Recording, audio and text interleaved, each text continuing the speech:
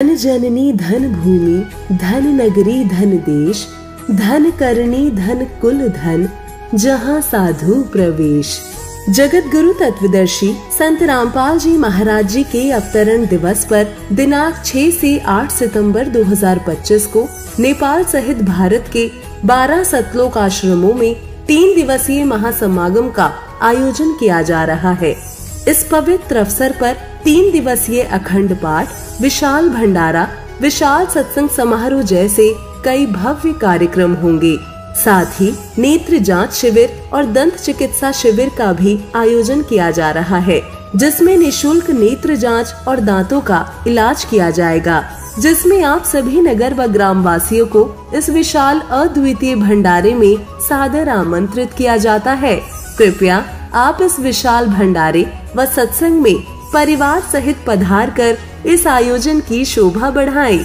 इस दौरान आपकी सेवा में उपस्थित रहेंगे सर्व संगत सद्गुरु रामपाल जी महाराज। इस कार्यक्रम का सीधा प्रसारण सतलोक आश्रम श्री धनाना धाम तहसील गोहाना जिला सोनीपत हरियाणा से 8 सितंबर 2025 को सुबह 9:15 बजे से साधना टीवी चैनल और संत रामपाल जी महाराज यूट्यूब चैनल और स्पिरिचुअल लीडर संत रामपाल जी महाराज फेसबुक पेज पर भी देख सकते हैं।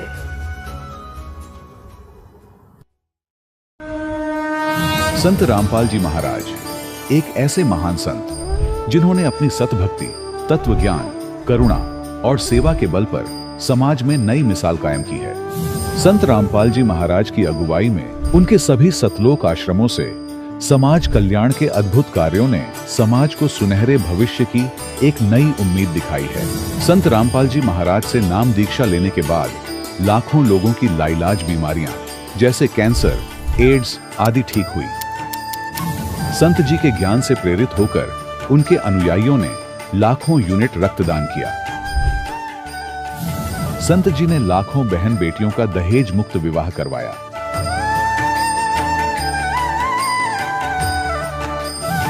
संत जी ने लाखों लोगों का नशा छुड़वाया, करोड़ों उजड़े परिवार बसे। संत जी के आश्रमों में समागम के दौरान निःशुल्क नेत्र चिकित्सा, दंत चिकित्सा प्रदान की जाती है। संत रामपाल जी महाराज द्वारा समय समय पर पर्यावरण संरक्षण के उद्देश्य से बड़े स्तर पर वृक्षारोपण किया जाता है। संत जी ने जरूरतमंदों को तत्काल राहत पहुंचाने के लिए एम्बुलेंस सेवा शुरू की। संत जी अपने अनुयायियों को देहदान के लिए प्रेरित करते हैं, जिससे मानवता की सेवा और चिकित्सा क्षेत्र में सुधार हो सके। संत रामपाल जी महाराज के सभी आश्रमों में हर रोज निशुल्क भंडारा आयोजित किया जाता है, जहां हर वर्ग, हर जाति और हर धर्म के लोग एक साथ बैठकर भोजन करते हैं।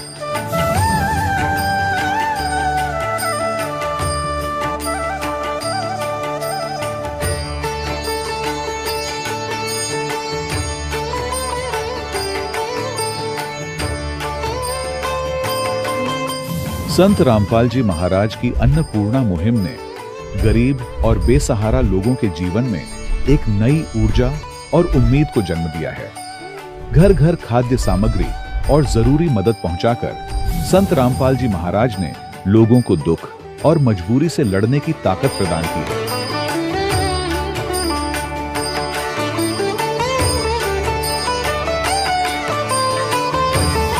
संत रामपाल जी महाराज द्वारा गरीब लोगों के लिए घर बनवाने का अद्भुत कार्य एक ऐसी मिसाल कायम कर रहा है जो सदियों सदियों संत जी की उदारता और दया भावना के तौर पर जाना जाएगा।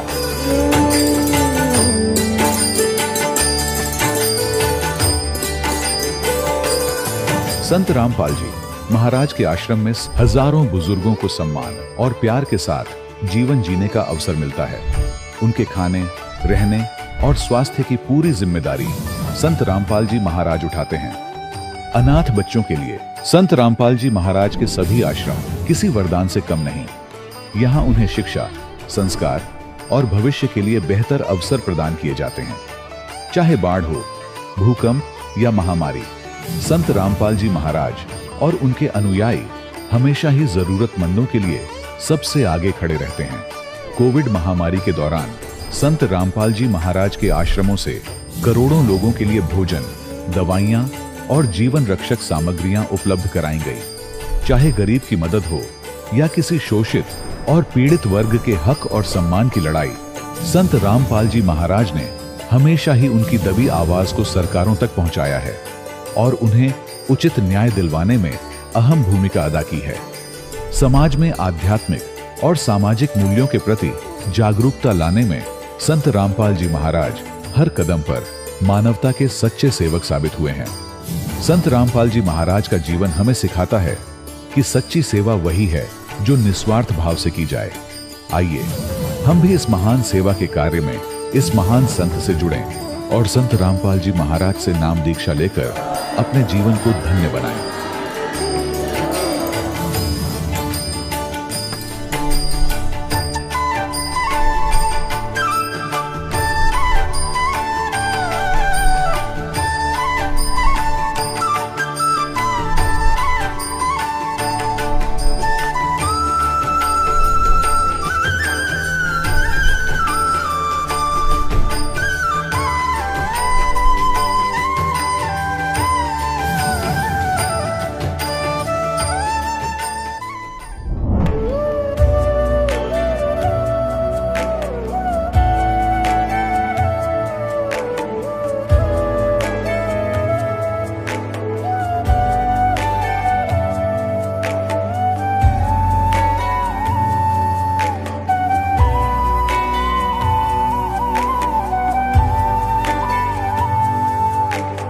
गीता अध्याय 15 के श्लोक 16-17 में 3 प्रभु बताए हैं।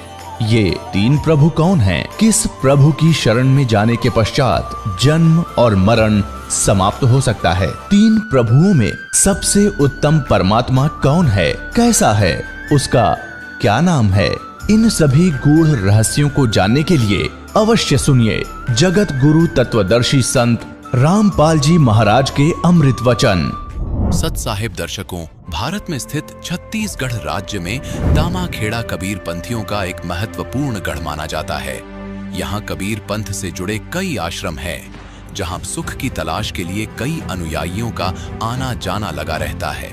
इन्हीं अनुयायियों में से एक थी महासमुंद की रहने वाली खुशबू जी। ये दामाखेड़ा पंथ में जुड़ने के साथ साथ सभी देवी देवताओं की पूजा अर्चना भी किया करती थी, परंतु ये सब क्रियाएं करते हुए भी घर पर दुखों का कहर सवार था। घर में आर्थिक तंगी थी, पापा को साइटिका की प्रॉब्लम और बहन को पैरालिसिस भी था। हालांकि खुशबू जी दामाखेड़ा कबीर पंथ की सभी साधनाएं करती थी, परंतु यथार्थ कबीर पंथ ना होने के कारण कोई लाभ नहीं मिला। लेकिन एक दिन हुआ यूं कि खुशबू जी को यथार्थ कबीर पंथ पर चलने वाले एक संत जी की शरण प्राप्त हुई। और आप सुनकर हैरान रह जाएंगे कि यथार्थ कबीर पंथी संत रामपाल जी महाराज जी के आशीर्वाद मात्र से इनकी जिंदगी की हर दुखद समस्या दूर हो गई। अब आप सुनिए खुशबू जी की आप बताई वास्तविक कबीर पंथी संत की शक्ति की सच्चाई। नमस्कार जी। नमस्कार सर जी। क्या नाम है जी आपका? खुशबू मानिकपुरी है जी मेरा नाम। खुशबू जी आप कहाँ से हो? मैं छत्तीसगढ़ महासमुंद जिले से हूँ। खुशबू जी संत रामपाल जी महाराज से नाम दीक्षा आपने कब ली? सर जी मैंने संत रामपाल जी महाराज जी से नाम दीक्षा 23 जनवरी 2013 में ली थी। संत रामपाल जी महाराज से नाम दीक्षा लेने से पहले आप क्या भक्ति साधनाएं करती थी?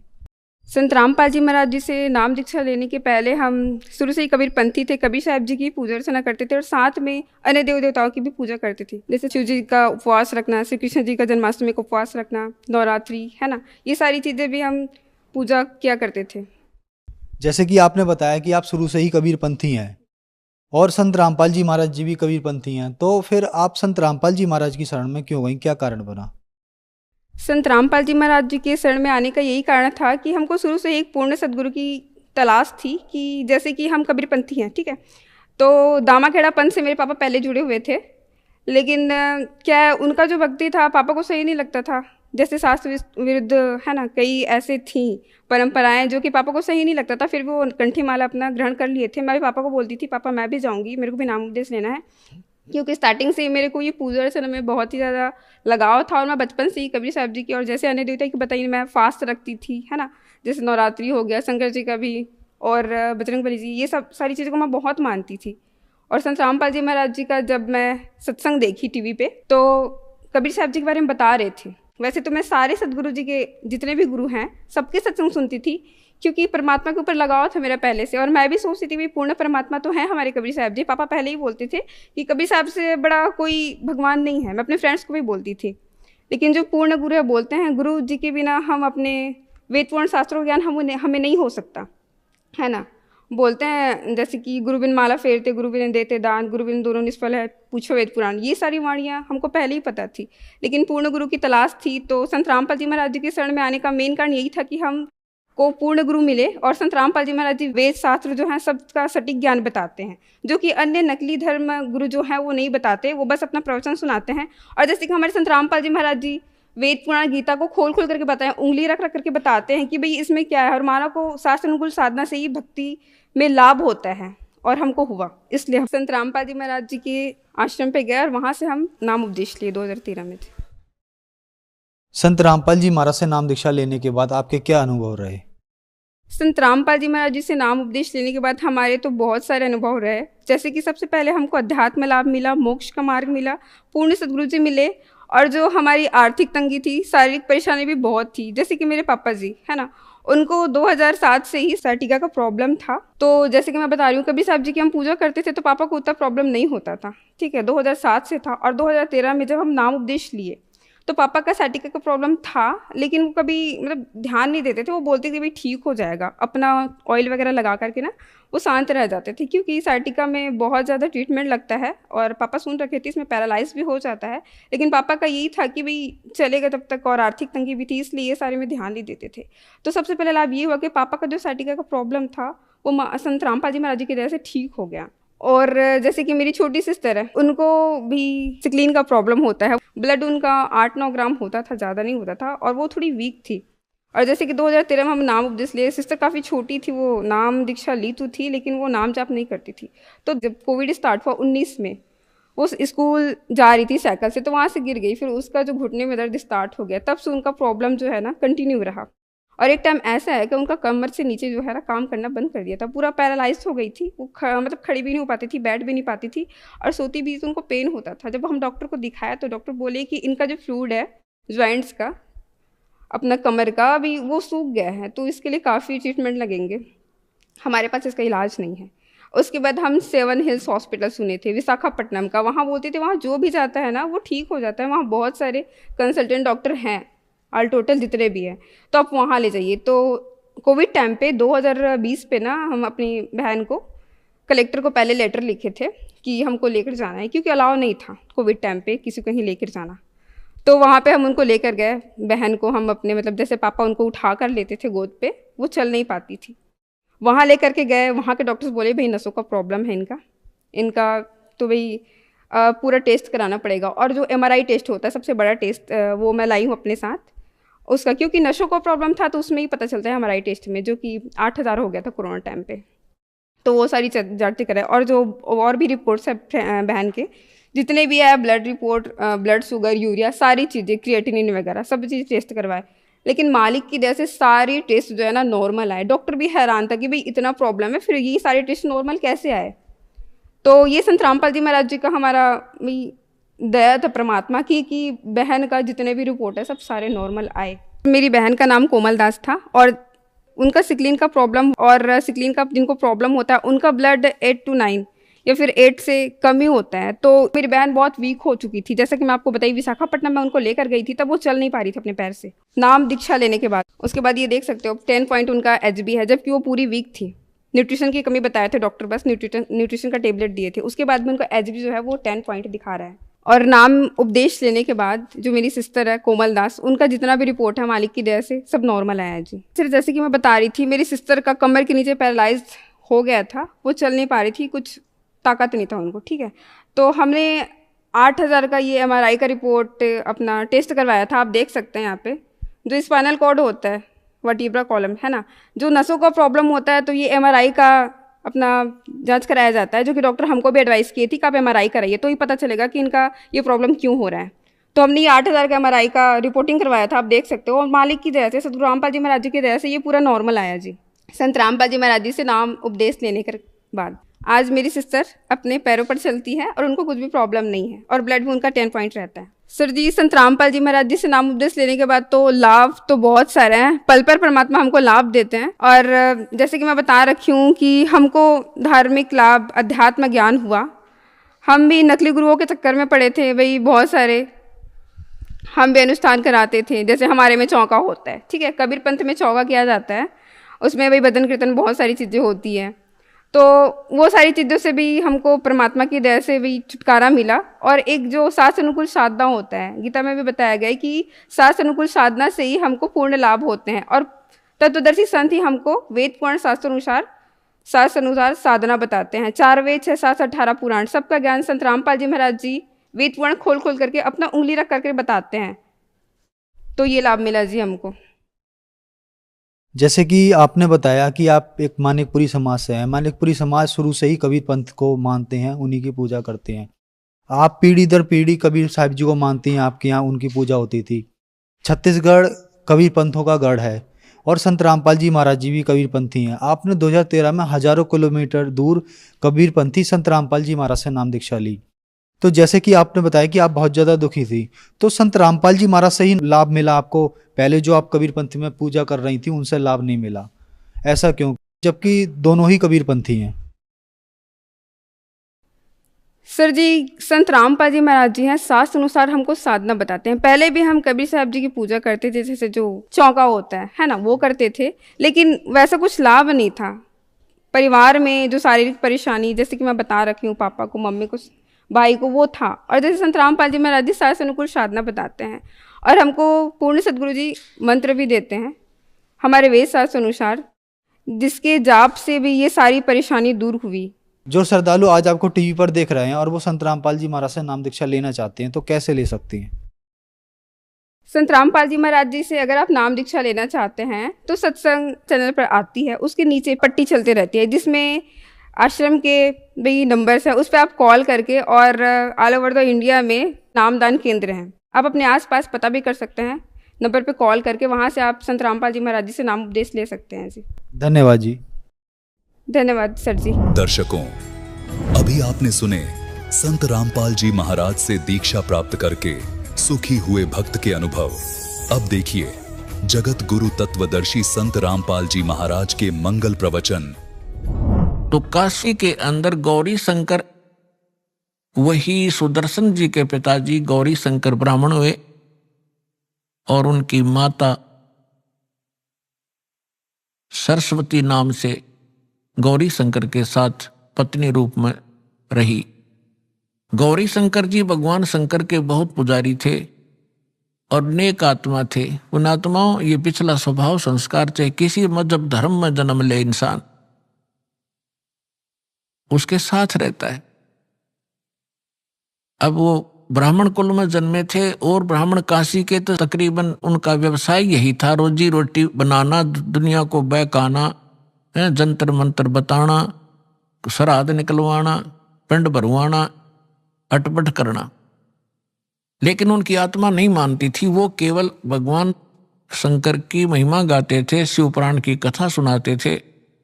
उस कथा से जो भी पैसा आ जाता था निर्वाह करते थे और शेष बच जाता था उसको भंडारे में लगा देते थे, संग्रह नहीं करते थे।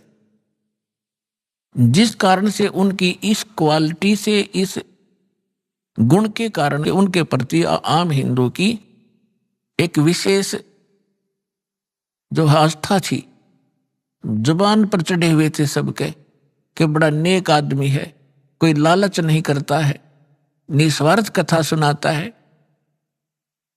और जिस कारण से अन्य जो रोजी रोटी वाले ब्राह्मण थे, वो पांडे, वो गौरी शंकर से ईर्ष्या करा करते कि सब इससे की प्रशंसा करते हैं, ज्यादा लोग इन्हीं की कथा सुनने जाते हैं।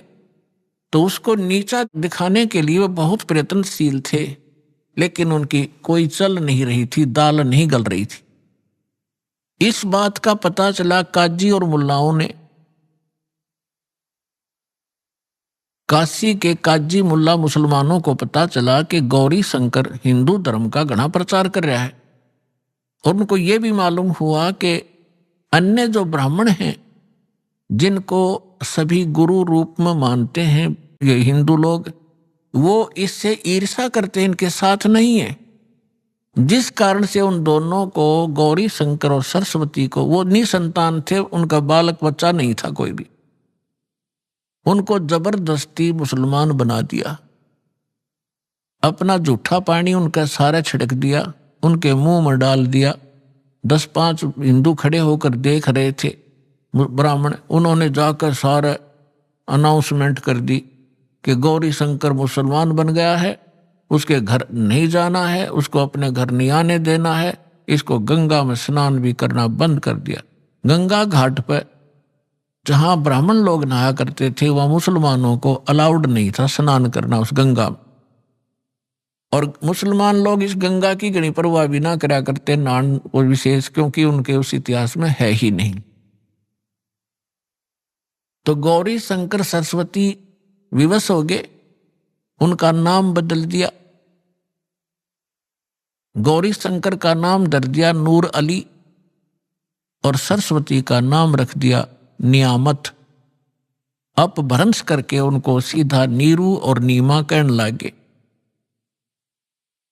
अब कोई भी हिंदू उनके पास कथा सुनने नहीं जाता था, शिव की कथा वो कर नहीं सकते थे क्योंकि मुसलमान बन गए थे। रोजी रोटी निर्वाह की समस्या सामने आ खड़ी हुई। उन्होंने देखा कि पैसा हमारे पास नहीं है, कोई व्यवसाय कर नहीं सकते, तो उन्होंने सिंपल सा तरीका खोजा जो बगैर पैसे से कोई धंधा शुरू हो। तो कपड़ा बुनने का कार्य शुरू कर दिया। उसमें कुछ नहीं करना, 4 डंडे से गाड़ने होते हैं, 5-4 बस, वो जंगल में से काट लाए और चुल्हे का काम शुरू कर दिया। वो निसंतान थे, संतान नहीं थी। ऐसे ही कुछ समय और बीत गया। वो भले ही मुसलमान बन गए थे, लेकिन भगवान शंकर की आस्था, श्रद्धा वो भुला नहीं पा रहे थे। जब भी कोई आपत्ति आती थी तो भगवान शंकर से अर्ज किया करते थे। अब गंगा घाट पर स्नान करना बंद करवा दिया। प्रतिदिन स्नान करने का स्वभाव उनका बना हुआ था। उसके लिए उन्होंने एक स्थान खोजा जो लहर तारा नामक एक स्थान था, जहां पर बहुत बड़ा एक सरोवर था, लहर तारा सरोवर, और उसके अंदर गंगा का ही जल वर्षा के समय में लहरों के द्वारा गऊ घाट के ऊपर से, जहां पशु जल पिया करते थे, वो किनारा कट जाता था। और गंगा पहले बहुत फुल समय पर चला करती थी वर्षा घनी होने पर, 4 मास तक चौमासे में।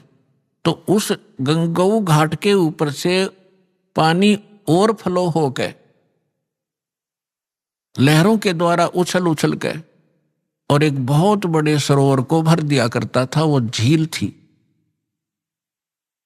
और फिर उसमें सारा वर्ष जल निर्मल रहता था।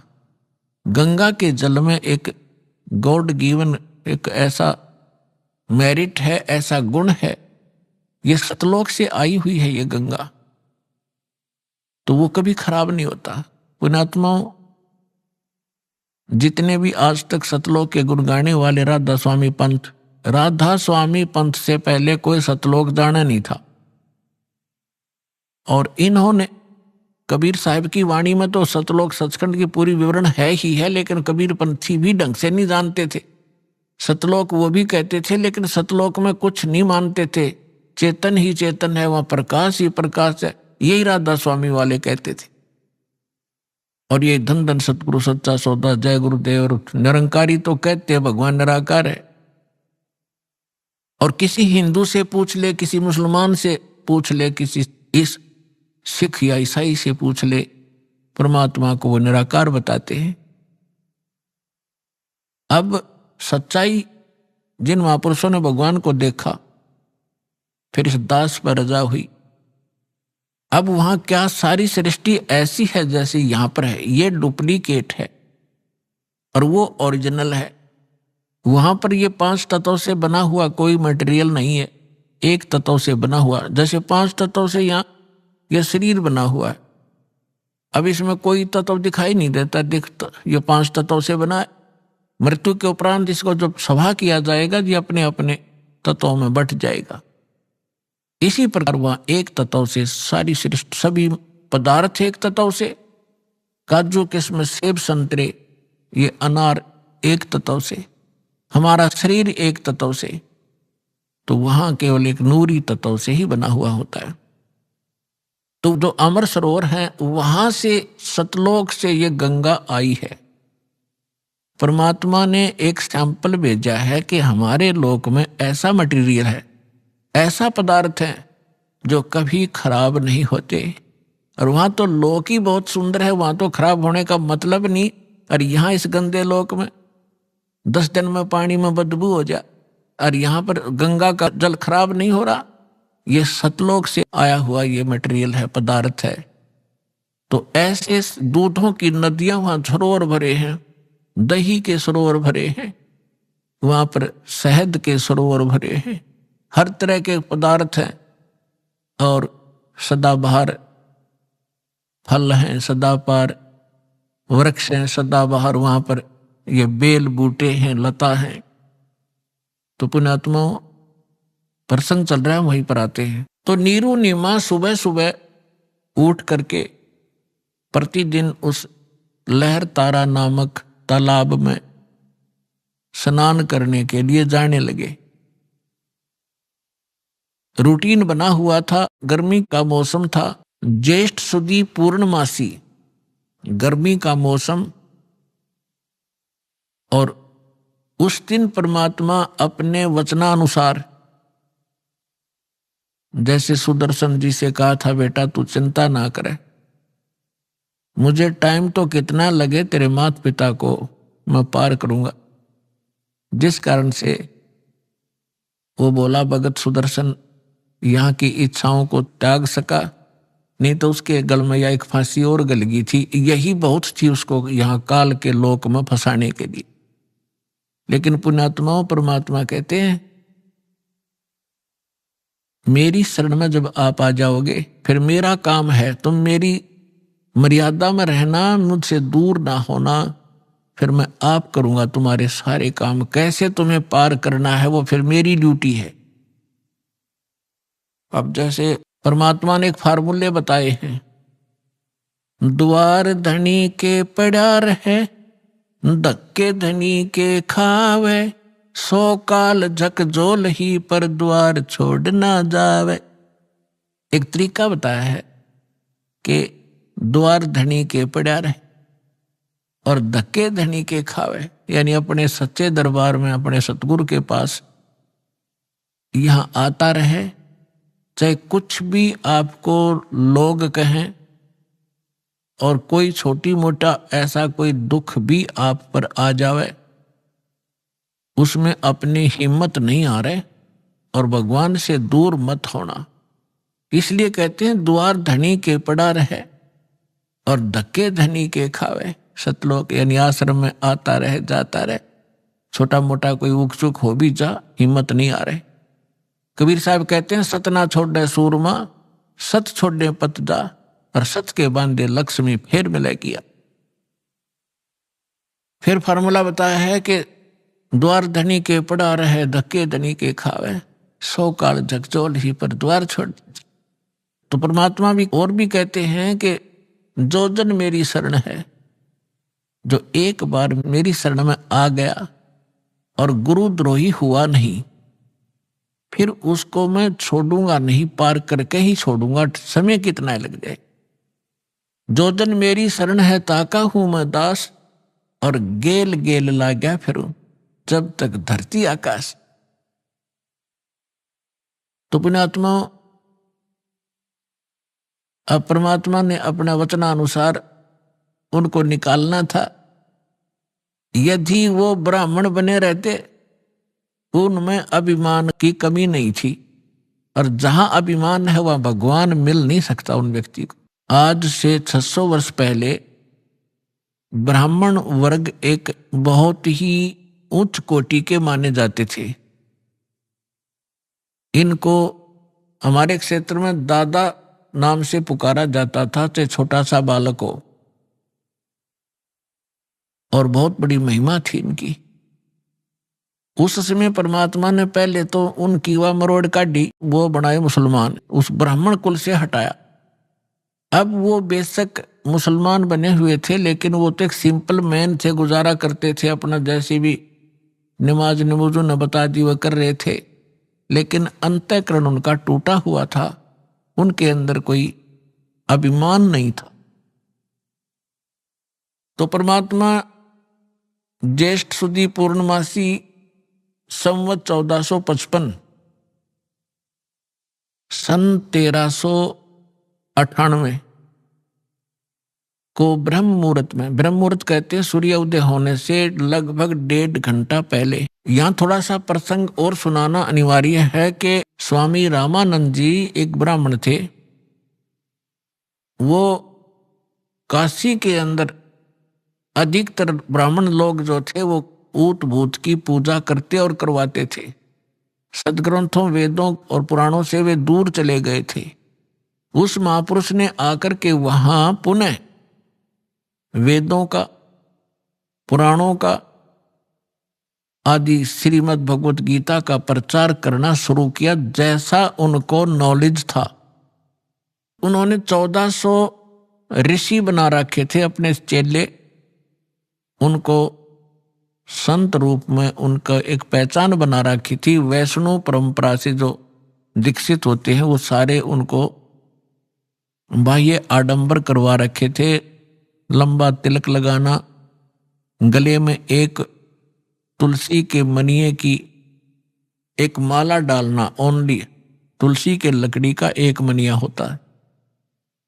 इस प्रकार के आप लक्षण वाले को वैष्णव संत बोलते हैं। तो 1400 वैष्णव संत बना रखे, वो जगह जगह प्रचार किया करते थे। और जैसे रामानंद जी ने उनको साधना बता रखी थी, वो साधना भी किया करते थे। उन 1400 ऋषियों में से एक ऋषि थे अष्टानंद ऋषि, और वो प्रतिदिन उस लहर तारा तालाब के ऊपर जाकर स्नान किया करते थे। और वहीं वो जंगल सा था, आसपास वन थे, पहले वन जंगल तो बहुत होते थे सभी जगह। वहां बैठकर वो सुबह सुबह स्नान करके अपने गुरुदेव जी द्वारा बताई गई साधना को वहां घंटों किया करते थे और प्राकृतिक सौंदर्य का आनंद भी लेते थे, शांत वातावरण में करते थे। उधर से अष्टानंद जी स्नान करके अपनी साधना करने के लिए मृगछाला बिछा के और बैठे थे। परमात्मा सतलोक से आए सशरीर एक शिशु रूप धारण करके, उनके शरीर का इतना तेज था, अष्टानंद जी ने देखा कि ऊपर से कोई प्रकाश का गोला सा आ रहा है। जो ही ऊपर को नजर उठाई, उसकी आंखें परमात्मा के उस बॉडी के नूर को सहन नहीं कर सकी, आंखें बंद हो गई। जैसे हम सूर्य की ओर कभी देख लेते हैं गलती से, तो सूर्य के प्रकाश को हमारी चरम दृष्टि सहन नहीं कर पाती, हम आंखें बंद कर लेते हैं। आंखें बंद करने के बाद हम क्या देखते हैं कि सूर्य का आकार प्रकाश रहित एक गोला सा अलग दिखाई देता है, और जिधर भी हम करते हैं वैसे ही उधर ही वो दिखाई ही देता रहता है। इसी प्रकार जब उस अष्टानंद जी की आंखें बंद हुई, उसने क्या देखा, एक नवजात शिशु दिखाई दिया। प्रकाश रहित शरीर था उस बॉडी का, प्रकाश युक्त तो था ही, जैसे सूर्य प्रकाश युक्त तो उस समय भी था, लेकिन उसके बाद केवल उसका प्रतिबिंब ही दिख रहा था। कुछ देर के बाद उसने आंखें खोली और बंद करी, फिर देखा कि वो प्रकाश उस लहर तारा तालाब के दूसरे कोने में जाकर और सिमट गया, और उसकी आंखों के सामने जो प्रतिबिंब था वो एक बच्चे का सामने घूम रहा था। अब अष्टानंद जी ने सोचा कि ये मेरी कोई भक्ति की उपलब्धि है या मेरे साथ कोई ये देव ने या किसी प्रेत ने, पितर ने कोई ऐसी घटना कर दी। उसने सोचा कि अपने गुरुदेव जी से, स्वामी रामानंद जी से इसका समाधान चाहूंगा। तुरंत उठकर चल पड़ा, साधना त्याग दी। अब उधर से नीरू और नीमा प्रतिदिन वहां स्नान करने जाया ही करते थे। अपनात्मा परमात्मा उस नीरू नीमा को संतान दे सकते थे, इतनी दे देते कि हाथ जुड़वा देते, बस करवा देते उनकी। लेकिन कहते हैं ना, समाज के विचार और भगत और जगत के विचारों में बहुत अंतर हो जाता है। इसी कारण से जगत और भगत का विरोध रहा है। जगत जो परंपराएं निभा रहा है वो भक्त उनको निभाकर आगे बढ़ नहीं सकता। भगत के विचार शास्त्र अनुकूल होते हैं, जगत के विचार अपनी परंपराओं पर आधारित ही रहते हैं।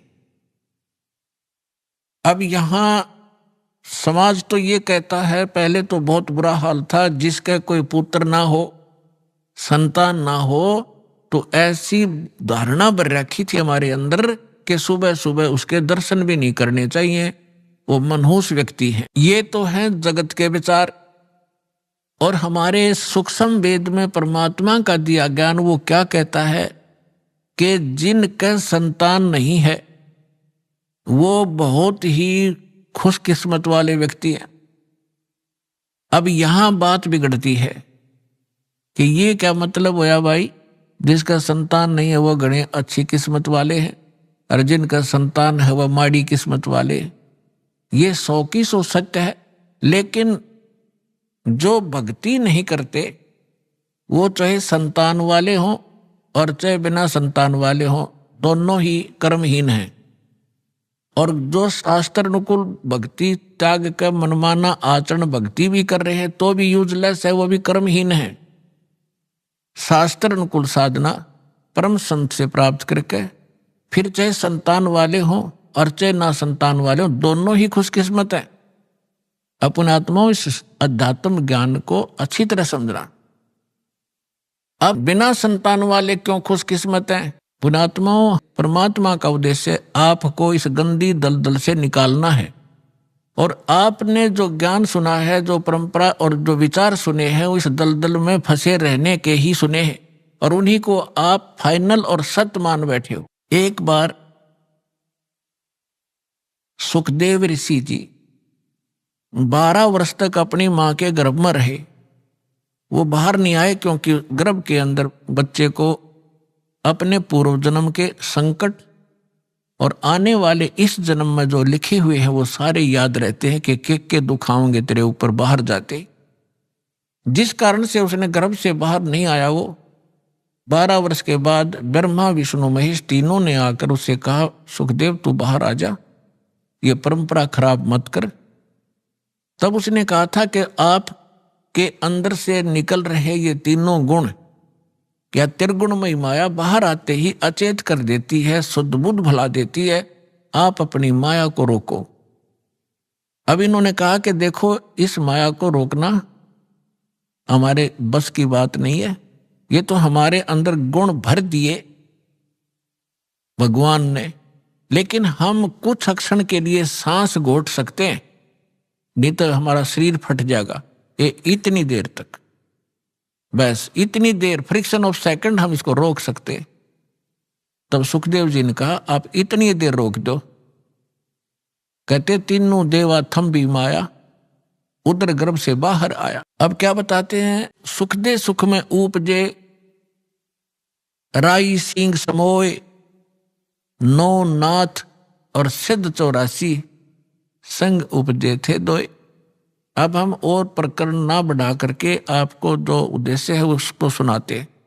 पुणात्माओं, सत्संग ध्यान सुना करो। आप कोई 2000 किलोमीटर से आ रहा है, कोई 1500 किलोमीटर से, कोई 800 किलोमीटर से, कोई 500 से, कोई 400 से, और यहां आकर भी आपकी अटपट खटपट नहीं मिटती, फिर आने का फायदा क्या हुआ? अरे 2-2.5 घंटे हम फिल्म देखा करते पहला, जब इस मार्ग पर ना लगे थे। एतवार के अंदर क्या स्कीम बनाया करते कि VCR लाओगे किराए पे, 100 रुपये लगेंगे और 3 फिल्म लाओगे 3-3 घंटे की हैं, और शाम में चला देते 7 बजे। सारी रात आंख पाड़े बैठे रहते, ना नींद आती, ना उठ कर जानने जी करता 9 घंटे। तो और वो जब बैठे रहते, अरे भगवान का अमृत बरसे, 5 मिनट में इधर उधर भागना शुरू कर दे, वो काहे के भगते हैं। ठीक है किसी कोई, क्योंकि यहाँ रोगी ज्यादा आते हैं, दुखी बहुत। आज कोई सुखी नहीं है संसार में, वैसे तो पहले भी नहीं था, पर ईब तो कर टूट रहा सबके ऊपर। तो यहाँ प्रधानमंत्री बना बैठा और कोई न कोई बीमारी लिए फिर रहा है, वो भी तो किसी ना किसी रोग से वो ग्रस्त है, और भयंकर रोग है उसके। ठीक है, उसका ट्रीटमेंट करने वाले साथ साथ रहते, इसलिए वो थोड़ा घिसट रहा है। तो कहने का भाव ये है, वो बात अलग है, कोई बीमार है वो जाओ, बाथरूम भी जाना पड़ सकता है उसको, और कोई जड़ी बूटी लेने भी जाना पड़ सकता है, लेकिन ज्यादातर ध्यान दो सत्संग सुनने। आज जो प्रसंग चल रहा है कि सुखदेव जो था वो बाहर आया, बाहर उसको आने से उस माया का प्रभाव नहीं बना, और उसको अपने भविष्य की याद बनी रही और पिछला इतिहास याद रहा। जब वो 12 वर्ष की उम्र का माँ के गर्भ से निकला, माँ के गर्भ से निकला जब तो छोटा था, बाहर निकलते ही वो एकदम 12 वर्ष की आयु जितना शरीर उसका एकदम उभर गया। तो क्या अब सुखदेव ऋषि के पिता थे वेद व्यास जी। वेद व्यास जी ने देखा कि बेटा हो गया, और उसको पता चलते ही वो दौड़ा दौड़ा आया। तब तक सुखदेव उठकर चल पड़ा। व्यास जी ने कहा कि हे बेटा, हे पुत्र, बैठ जा, रुक जा। तब उसने कहा, देखा नहीं अपने पिता की ओर, चलते चलते कह रहा है कि एक लेवा एक देवा दूतम, ऋषि जी कोई किसी का पिता नहीं पूतम, ऋण संबंध जुड़ा एक ठाठा, अंश में सब 12 बाटा। सुखदेव ने कहा कि ऋषि जी, ना जाने कितनी बार तू मेरा बाप बन लिया, और ना जाने कितनी बार मैं तेरा बाप बन चुका हूं। ये बुरा झंझट है। ना जाने ये कितने युगों से आप और हमारा संस्कार उलट पुलट चल रहा है। अब के मैं इससे पीछा छुड़वाऊंगा, और यदि मैं आपको देखूंगा तो मेरी ममता आप में बन जाएगी। यूं कहकर के वो पिछले संस्कार से उसकी कोई बैटरी चार्ज थी, उसमें आकाश में उड़ जाने की सिद्धि पूर्व जन्म के संस्कार से थी। वो आकाश में उड़ गया, आगे जाकर अपनी ओरनाल काटी और पत्ते पुत्ते लपेट कर जंगल में घूमने लग गया। ये लंबी कथा है, हम उस प्रसंग पर आते हैं कि एक लेवा एक देवा दूतम, और कोई किसी का पिता नहीं पूतम। पुणात्मा और परमात्मा का ज्ञान है, ये किसी डूम बाट के गीत नहीं है। यदि आपने अध्यात्म मार्ग को ग्रहण करना है और यहां भी सुखी होना है और सतलोक चलना है, तो जो ज्ञानदास आपको बता रहा है उसको हृदय में संभाल लेना। अब क्या बताना चाहता हूं कि जैसे आज कोई आपका पुत्र है, कोई पुत्री है, ये पिछले संस्कार से है। एक बेटा ऐसा है, पिता कमा रहा है, जोड़ रहा है, उसके लिए मर रहा है, और वो गुलछर्रे उड़ा रहा है, शराब पी रहा है, गाड़ी खरीद ली है, और 10 मित्रान बिठा के होटलों में जाकर दारू पीता है, मांस खाता है, और पिता बैठकर रोता है। तो उस पिता ने पिछले जन्म में उस बेटे का ले रखा था, कोई किसी ने कभी रिश्वत ली होगी या कोई धोखा करके कोई अटपट किया होगा, अब वो पूरे करके छोड़ेगा। एक कथा है, एक किसान था, उसकी पत्नी, एक पुत्र होने पर पत्नी की मृत्यु होगी। उसने दूसरा विवाह कराया, उससे एक पुत्र हुआ, फिर दोनों ही मर गए। अब बड़े पुत्र का विवाह हो चुका था, छोटा पुत्र उससे 10-15 वर्ष अंतर था, छोटा था। अब क्या हुआ, जो बड़ा पुत्र था पहली पत्नी से, और छोटा पुत्र था वो उससे उनसे काफी उम्र में छोटा था। छोटे वाला बीमार हो गया, इतना रोगी हो गया, कुछ पैसे भी लगाए लेकिन वो इलाज नहीं हो पा रहा था। किसी ने बताया कि वहां ले जाओ, एक बहुत बड़ा वैद्य है, लेकिन पैसे लेगा 5,000 रुपये। उसमें 5,000 रुपये आज के 50 लाख के बराबर। तो उन्होंने सोचा दोनों पति पत्नी ने विचार किया कि क्यों ना इसको किसी प्रकार से इसकी मृत्यु करा दें, विष दे दें, तो उसके पति और सारी संपत्ति अपने पास रह जाएगी, इस वाली भी। उन्होंने ये विचार करके स्वयं तो हत्या करने की सोची नहीं, एक डॉक्टर से बात कर ली, वैद्य से, कि भाई आप ऐसे करो, इसको विष दे दो। उसने कहा मैं 500 रुपये लूंगा और किसी का शक भी ना होगा, 2-4 दिन दवाई देता रहूंगा और फिर मैं इसका काम तमाम कर दूंगा। अब उसने 500 रुपये लिए उस समय, उन्होंने सोचा 500 में पीछा छूटा ही तक, तो उसने 500 रुपये लेकर उसको विष दे दिया। वो लड़का मर गया। तो ग्रामीणों ने, रिश्तेदारों को पता था कि भाई बहुत दिनों से बीमार चल रहा था, मृत्यु होगी, बात समाप्त हुई। और वो दोनों पति पत्नी खुशी का ठिकाना नहीं, बड़े भाई का और उसका भाभी का। 1 वर्ष के बाद उनका एक पुत्र प्राप्ति हुई और गुणा खुश हो गए कि सारी संपत्ति के वारिस बन गए। अब उस इकलौता पुत्र उसको खूब अच्छा घी दूध खिलावे, लाड से पाले पोसे। घने दिनों में वो गाभरू हो गया, जवान हो गया। युवा होते ही उसका विवाह कर दिया। विवाह होने के उपरांत कुछ समय के बाद वो लड़का रोगी हो गया। अब पहले तो भाई था, उस पर पैसे लगाना अनिवार्य नहीं समझा। अब पुत्र बीमार हो गया, उसको ना जाने कहां कहां ले गए, जिसने जो मांगा वही दिया। यहां तक कि आधी जमीन को भी सेल करना पड़ गया, वह भी बेच दी। लेकिन लड़के का जो स्वास्थ्य गिरता ही चला गया और अस्थि पंजर की तरह चारपाई पर पड़ा पड़ा अंतिम सांस गिने। उसका पिताजी साथ बैठा था। उस लड़के ने कहा कि भाई साहब, अपने पिता से बोला, भाई साहब मेरे कफन और लकड़ी की तैयारी कर। अब उस व्यक्ति ने सोचा बच्चा ज्यादा रोगी हो गया और एकी बैकी बात कर रहा है। उसने कहा बेटा मैं तेरा बाप हूं, मैं तेरा पिता हूं। वो बोला, लड़का बोला तू मेरा पिता नहीं, तू मेरा भाई है। और सुन, मैं तेरा वो भाई हूं जिसको तूने विष देकर मारा था। और भले पुरुष मेरा हिसाब बराबर हो लिया, आधी जमीन तूने बेच दी मेरे इलाज पे। अब मेरा तेरा लकड़ी और कफन का हिसाब बैलेंस है, वो तैयारी कर ले बस चुपचाप।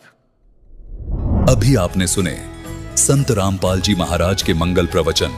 आइए अब सुनते हैं संत रामपाल जी महाराज से नाम दीक्षा लेकर सतभक्ति करके अद्भुत लाभ प्राप्त करने वाले अनुयायी के विचार।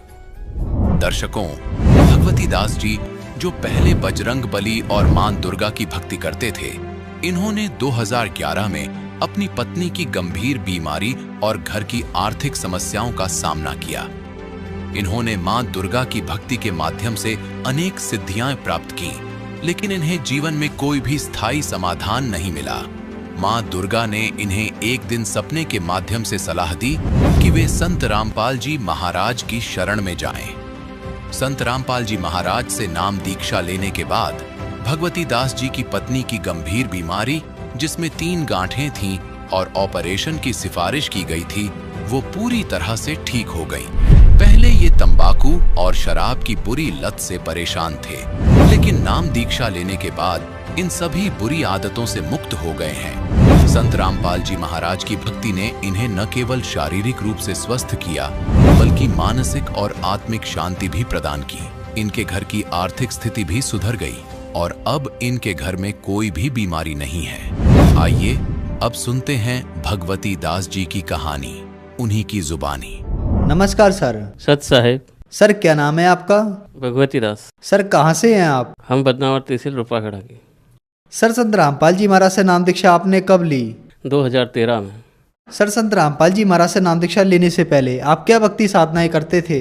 मैं बजरंग बली की भी बहुत भक्ति करता था, तन मन धन से भक्ति करता था। बजरंग बली ने मुझे सपने में भी आया था, मुझे एक उन्होंने सिद्धि भी दी थी कि तेरे हाथ में एक गेहूं की कच्ची एक तरफ सेक के रोटी जो जिसको भी खिला देगा उसके रोग भी ठीक हो जाएंगे और तेरी जो आर्थिक समस्या वो भी ठीक हो जाएगी।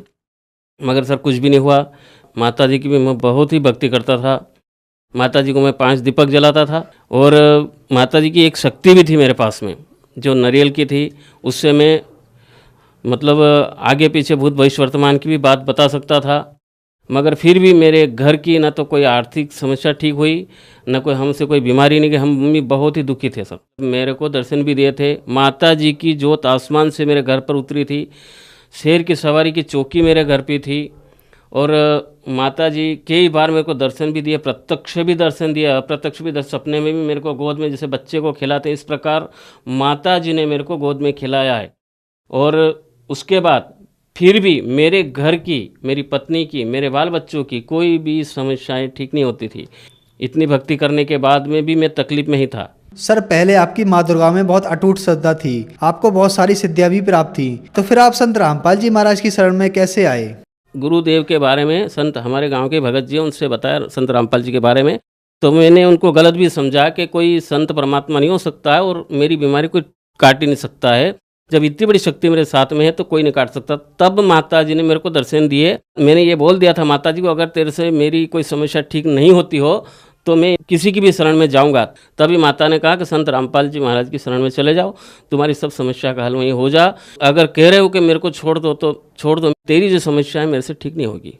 सर आप माँ दुर्गा की अटूट श्रद्धा के साथ साथ भक्ति भी किया करते थे और माँ दुर्गा ने आपको बताया कि आप संत रामपाल जी महाराज की शरण में जाइए और आपकी समस्याओं का समाधान वहीं हो पाएगा। तो क्या संत रामपाल जी महाराज की शरण में आने के बाद आपकी समस्याओं का समाधान हुआ और इसके अलावा क्या लाभ प्राप्त हुए आपको संत रामपाल जी महाराज से नाम दीक्षा लेने के बाद? पत्नी को ये बच्चेदानी खराब हो चुकी थी। मैं बदनावर भी गया, रतलाम भी गया, थांदला भी गया, सभी दूर गया, मगर वो बीमारी ठीक नहीं हुई और उसका पेट भी बहुत फूल चुका था। मैं फिर बढ़ने गए, डॉक्टर कापड़िया साहब ने बोला कि ऑपरेशन होगा, 3 गठाने हैं, इसमें एक कैंसर की गठान है और इसके बाद हम रिस्क नहीं लेंगे और 15 रोज़ के अंदर अंदर तुझे ऑपरेशन करवाना पड़ेगा। मैं घबरा चुका था, मेरे पास पैसे थे नहीं। मैं घर आ गया और मैंने कहा ये तो बीमारी अब कौन ठीक कर सकता है, ऑपरेशन जो गठाने हो गई तो ऑपरेशन से ही बाहर होगी। उसी दिन संत रामपाल जी महाराज के सत्संग सुन रहा था। इंटरव्यू में एक भगत जी ने बताया कि मेरी पत्नी को ये बीमारी थी और वो इसकी बच्चेदानी मैंने अर्जी लगाई, ठीक हो चुकी। इसलिए मैंने भी मन में विचार करके अर्जी लगाई। संत रामपाल जी महाराज ने बताया कि बेटा भक्ति करो, ये बीमारी ठीक हो जाएगी। 3 दिन के अंदर अंदर मेरी पत्नी बिल्कुल स्वस्थ है और आज तक भी कोई बीमारी उसको नहीं है। संत रामपाल जी महाराज की कृपा से वो बीमारी बच्चेदानी की जो खराब थी, जो 3 गठाने थी, वो अपने आप फूटकर पेशाब की नाली से बाहर हो गई। उसके बाद मुझे भी 12 महीने बुखार रहता था सर, 12 महीने बुखार रहता था। हर साल मेरे को टाइफाइड होता था, मुझको सांस भी बहुत चलती थी। मैं इलाज भी करवा लेता मगर कहीं भी वो बुखार नहीं उतरता था। उसके बाद मेरे बच्चे को भी बीमारी थी, वो भी ऐसे चद्दर थे और जो लोहे की कील होती थी वो उसके पेशाब की जगह साइड में घुस चुकी थी और उसकी वो बाहर आ चुकी थी। डॉक्टर घबरा चुका था तो उन्होंने बताया कि ये बड़े अस्पताल में कहीं जाओगे तो ही ठीक होगी, इसका ऑपरेशन होगा। मगर मालिक से मैंने मन ही मन अरदास लगाई और बदनाम सरकारी अस्पताल में गए। हॉस्पिटल में कंप्यूटर साहब जी थे, डॉक्टर साहब तो थे नहीं। उन्होंने ही मात्र 2 मिनट में उस बच्चे को टाँके लगा दिए और वो बच्चा आज भी स्वस्थ है।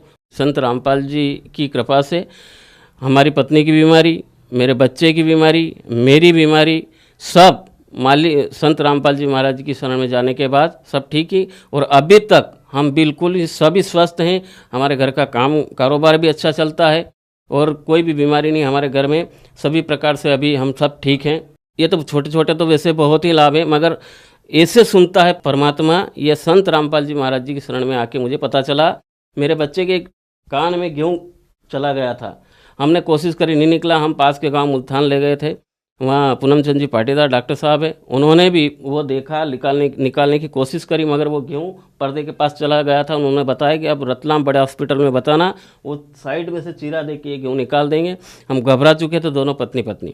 हमने जाते वक्त मालिक से अरदास करी, दंडवत करी, और मालिक से बोला कि मालिक ऐसा करना कि हम अभी जी घर आ जाएँ, कोई खर्चा भी नहीं हो और ये ठीक हो जाना चाहिए। हम पास के गाँव सिमलादा गए, वहाँ पर डॉक्टर साहब अपने बस स्टैंड पर ही रहते हैं, वो बैठे थे। उन्होंने बताया क्या समस्या है मेरे को बताओ। तो हमने कहा कि ये अंदर अगर इन कुछ करेंगे तो फिर ये पर्दा फोड़ देंगे।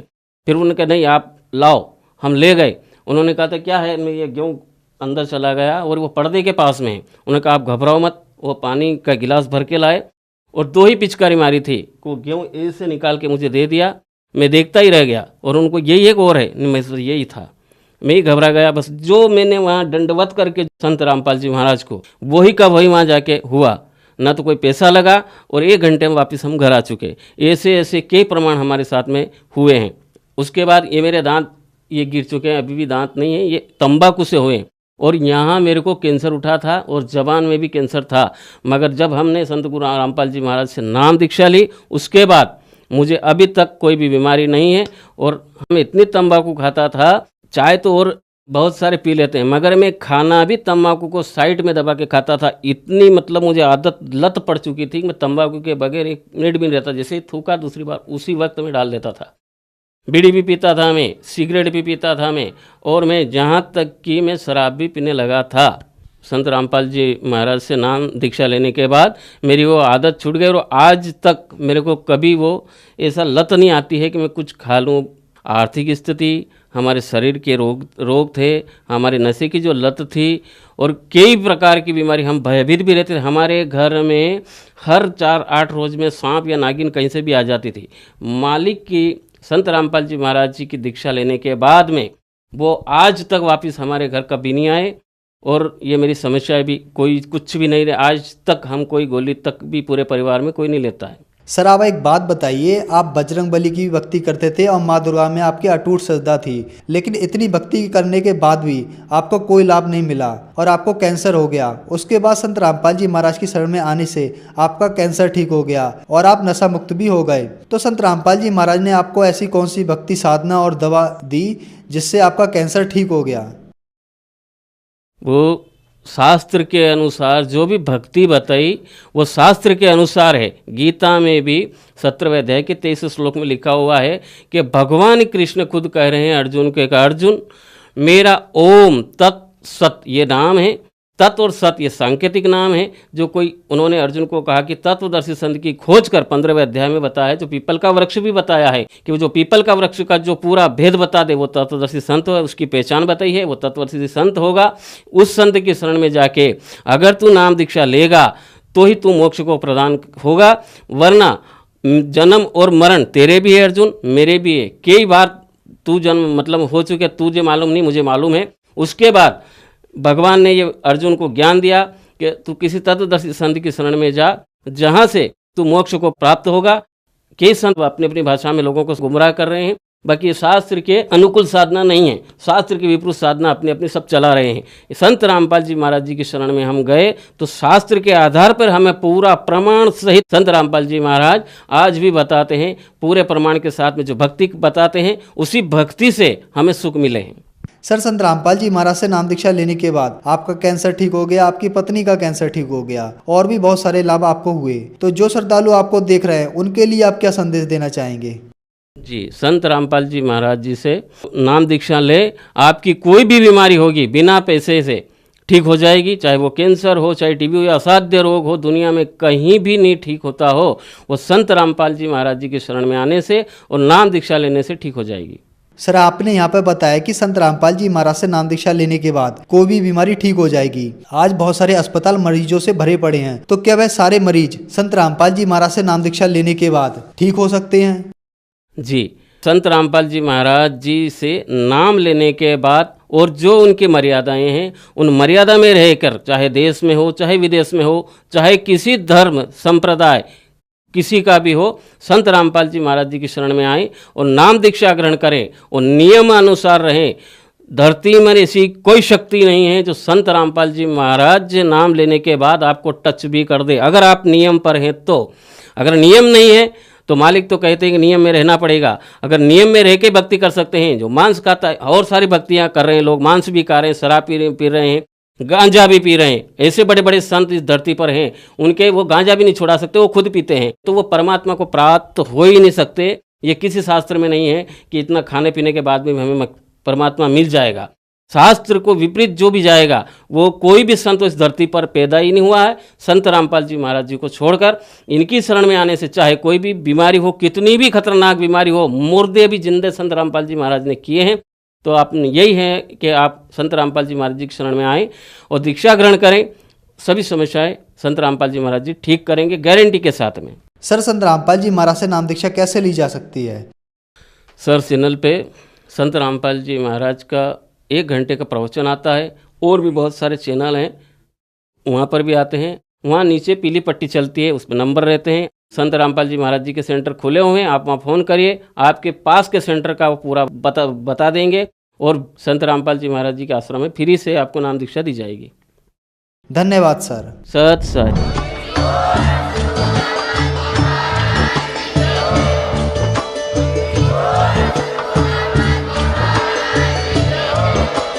आप सुन रहे थे जगत गुरु तत्वदर्शी संत रामपाल जी महाराज जी के मंगल प्रवचन। अधिक जानकारी के लिए विजिट कीजिए हमारी वेबसाइट www.jagatgururampalji.org। संत रामपाल जी महाराज जी के शुभ आशीर्वाद से पूरे विश्व भर में 500 से भी ज्यादा नाम दीक्षा केंद्र हैं, जिन पर संत रामपाल जी महाराज जी द्वारा ऑनलाइन निःशुल्क नाम दीक्षा दी जा रही है। अपने नजदीकी नाम दीक्षा केंद्र का पता करने के लिए संपर्क करें 8222880541।